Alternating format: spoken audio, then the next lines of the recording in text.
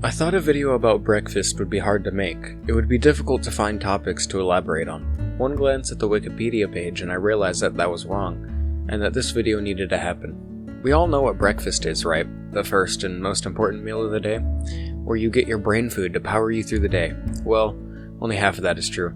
Personally, I've always wondered why it's called breakfast, spelled break fast.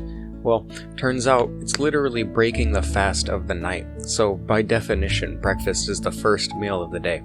However, it's probably not super important. As you know, WebMD is the most reputable source on the internet, and it says that breakfast kickstarts your metabolism and gives you energy that you need for the day. Apparently, many studies, definitely not manipulated by companies selling popular breakfast items, have linked breakfast to good health, low bad cholesterol, whatever that means, good memory, and lower chances of getting diabetes, heart disease, and being overweight, because for some reason, skipping it throws off your body's cycle of eating, despite the fact that you can change that cycle healthily and safely. To understand why we have a cycle in the first place, you need to know about ghrelin. If you ate a big breakfast and then feel hungry just a couple of hours later during lunch hour, you're probably not hungry, just expecting food. When you eat during specific times of the day, your body starts to produce ghrelin during those times to make sure you're getting the energy you need, and it does this by making you feel hungry. Ghrelin is usually called the hunger hormone for this very reason. In fact, society in Europe started with a light meal before working, a big meal in the middle of the day, and another small meal at night. We do not need 3 meals a day, and we don't even need to start our day with one. It all depends on what your body is used to.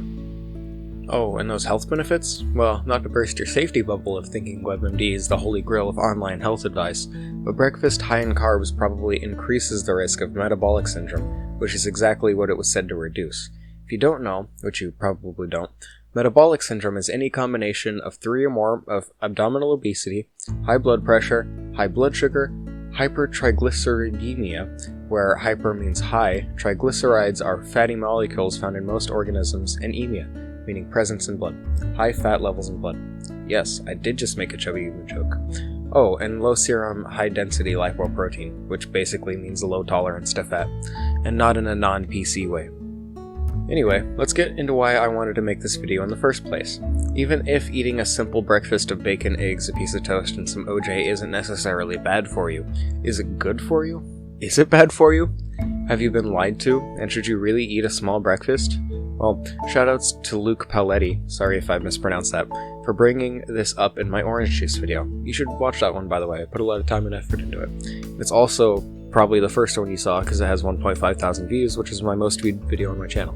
Anyway, Luke says, interesting. The Drink an Orange campaign mentioned counteracting the ill effects of a heavy meal, and this campaign may have coincided with a similar campaign that Freud's nephew lobbied for to establish bacon and eggs, or a heavy breakfast, as the best way to eat in the morning. This campaign, however, was only a sham set up to increase consumer demand for bacon. The powers that be have decided what we're gonna eat for breakfast. I don't know who Freud is, but I definitely wanted to look into this. First of all, that ad campaign. I've heard of it before, probably in a video by What I've Learned or something, but I'm not entirely sure. I did use one of his blog posts as a reference for this video though. His videos are worth a watch. Finding stuff on this supposed ad campaign isn't exactly easy, as when looking, I learned that James Caleb Jackson, the guy who made the first cereal and founded Kellogg's, thought masturbation was the greatest evil, and thought bland cereals could prevent it, somehow. Though that was taken from The Guardian and seems unsubstantiated. I don't feel like googling can cornflakes prevent masturbation, so I'll take their word for it. It turns out this Freud guy is actually Sigmund Freud, an Austrian neurologist who founded psychoanalysis, a way to treat psychopathology through talking to patients.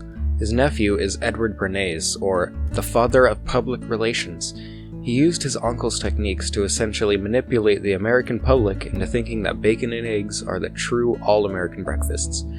His attempts were pretty successful, it seems. In the mid-1920s, Bernays was asked by the Beechnut Packing Company to improve the sale of their bacon, because for some reason they sold bacon more than beechnuts. Instead of telling them to put it on sale, like most people would have, he used Jedi mind tricks to make people buy bacon. Wait, no, not Jedi mind tricks, just a good understanding of psychology. Bernays started by sending out a survey to doctors, asking if they thought it was better to have a light breakfast or a hearty one. The doctor said hearty, so instead of taking that at face value, he twisted the meaning of the word, bacon and eggs. He had doctors on his side and wanted to educate America for their own good.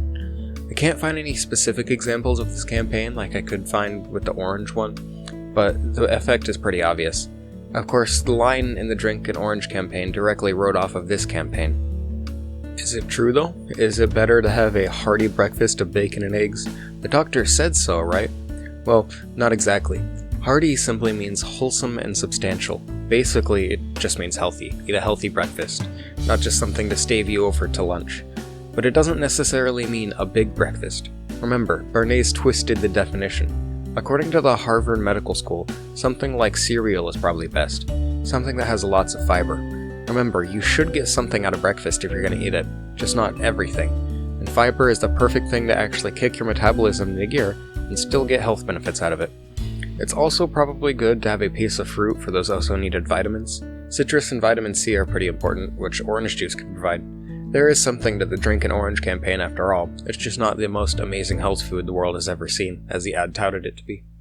There's also evidence suggesting that eating one big meal every day can do better than eating 3 meals, but that's a different video. In fact, it already exists. That blog post I mentioned earlier, from what I've learned, is about that very topic, and he made a video about it too.